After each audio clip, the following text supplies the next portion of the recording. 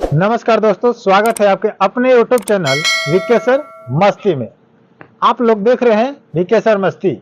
लेकिन आज हम लोग इस टॉपिक को बहुत ही सीरियसली लेना होगा, क्योंकि पटना हाई कोर्ट ने बड़ी फैसला लिया है जमीन रजिस्ट्री को लेकर। तो जमीन रजिस्ट्री को लेकर के एक ऐसा खबर आया है, ऐसा हाई कोर्ट ने फैसला लिया है कि अब रजिस्ट्री होने में अगर कहा जाए तो ना के बराबर रजिस्ट्री होगी। अब आप सोचिएगा कि ऐसा क्यों हम कह रहे हैं। तो ऐसा ही फैसला ही लिया गया है कि आपका रजिस्ट्री अब 2% अगर हो जाए तो भी बहुत बड़ा बात है, क्योंकि बहुत पहले पटना हाई कोर्ट ने ही नियम लगाया था रजिस्ट्री को लेकर के, जिसमें बहुत हड़कंप मचा था बिहार भूमि रजिस्ट्री को लेकर के, और इतना खलबली मचा था। तो खलबली को लेकर के फिर क्या हुआ, आप समझ चुके होंगे कि खलबली किस बात को लेकर के हुआ था। तो खलबली हुआ था जमाबंदी को लेकर के। तो आप सोच रहे होंगे कि फिर से जमाबंदी लागू कर दिया है या नहीं, तो इस सब के बारे में बात करेंगे। लेकिन पटना हाई कोर्ट ने आज जो कल नियम लगाया है उसमें क्या किया है, जमाबंदी के साथ साथ 2-3 नियम और लगा दिया है, जिसको जानना आपको अति आवश्यक है। अगर आप नहीं जानते हैं तो आपकी रजिस्ट्री नहीं होगी और आपके नाम पर भी जमीन होगा, आपके नाम पर जमाबंदी भी होगा, तो आप जमीन नहीं बेच सकते हैं। क्यों? क्योंकि ऐसा 4 नियम लगा दिया है, ऐसा 4 कि आप उसके बगैर जमीन को बेच ही नहीं सकते हैं अगर वो कानून आपके साथ है तो। उसके बाद एक और नियम लगा दिया है संयुक्त खाताधारी के लिए, संयुक्त जमाबंदी के लिए। तो अगर आप लोग संयुक्त जमाबंदी वाले हैं या पर्सनल जमाबंदी वाले हैं, इस सभी के लिए 3 से 4 नियम को ऐसा पेश किया गया है पटना हाई कोर्ट को लेकर के कि आप सुनिएगा तो चौंक जाइएगा। तो चलिए मैं वीडियो को स्टार्ट करता हूँ। वीडियो लंबा नहीं करूंगा, शॉर्ट में आपको बताने का प्रयास करूंगा, लेकिन आपका भी फर्ज बनता है कि मेरे वीडियो को लाइक करके मेरा मोटिवेशन को बढ़ाए। और चैनल पर अगर नए विजिट किए हैं, चैनल पर नए पहली बार आए हैं, तो चैनल को सब्सक्राइब करके वीडियो को लाइक करके वीडियो को शेयर कर दीजिए, ताकि ये खबर पूरी जिला में फैल जाए। तो चलिए बिहार के 38 जिला में ये खबर फैलाया जाए और पटना हाई कोर्ट ने क्या निर्देश दिया है उसके बारे में हम लोग जानने का प्रयास करेंगे। तो सबसे पहले मैं बात करूंगा कि बहुत पहले जमाबंदी को लेकर के बिहार सरकार द्वारा लगाई गई थी रोक कि जिसके नाम पर जमाबंदी होगा वही रजिस्ट्री को कर सकता है, अन्यथा नहीं कर सकता है। ये तो सिंपल बात थी जमाबंदी को लेकर।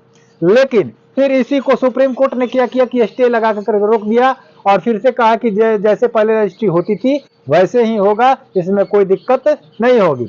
फिर से कई सुनवाई लिया गया, कई को डेट पड़ा, कितना डेट पड़ा कि इस पर ऐसा होगा वैसा होगा, कुछ भी नहीं हुआ। लेकिन अब की बार पटना हाई कोर्ट ने फैसला सुनाया है कि जिसके नाम पर जमाबंदी होगा वही जमीन को बेचेगा।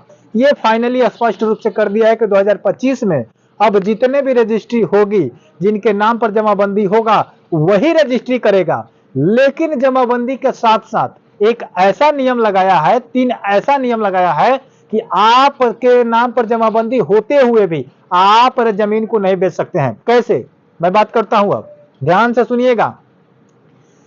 जमाबंदी आपके नाम पर है, लेकिन जब जमाबंदी से ऑनलाइन चेक किया जा रहा है, अपडेट किया जा रहा है, देखा जा रहा है, तो हो सकता है कि आपके जमाबंदी के अपडेट में पुराने जमीन में खतियान में अगर आपका रकबा 00 दिखा रहा है या खता 00 दिखा रहा है या खता शो कर रहा है रकबा 00 दिखा रहा है, तो आप जमीन की रजिस्ट्री नहीं कर सकते, क्योंकि आप पर पता ही नहीं चल रहा है कि आपका जमीन कितना है और कितना आप रजिस्ट्री करने जा रहे हैं। तो ऐसे सिलसिला में आप पहले चेक करें कि आपके खाता डालने पर, जमाबंदी डालने पर, प्लॉट नंबर डालने पर वहां पर कहीं 00 तो आपको नहीं दिखाई दे रहा है। अगर 00 दिखाई दे रहा है तो आप उसको परिमार्जन में डाल करके सुधार कीजिए कि उस जमाबंदी में, उस खाता में, उस प्लॉट का कितना रकबा है, उतना रकबा को डाल करके चढ़ा करके अपडेट किया जाए। अगर अपडेट नहीं कीजिएगा तो आप जमीन को नहीं बेच सकते हैं। इतना बात स्पष्ट हो गया।